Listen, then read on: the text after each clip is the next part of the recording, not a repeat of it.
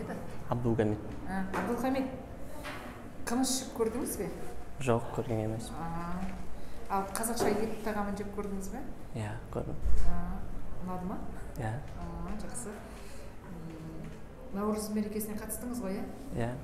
Қандай негізгі ұлттық тағам? Наурыз мерекесінде ішілетін. Ұлттық тағам. Жоқ, көже. Наурыз көже, бауырсақтар, ет. Ал шапан деген ұлттық киімімізді көрдіңіз ба біздің? Шапан. Иә. Көрдік. Иә, оны кімге сыйлайды? Үлкен аталарымыз екен. Қонақтарға сыйлайды, үлкен адамдарға жақсы. Сіз Түркістан қаласында нешінші жыл жүрсіз қазір? Қазір бірінші жыл. Бірінші жыл, иә? Қай жерлері ерекше ұнады сізге?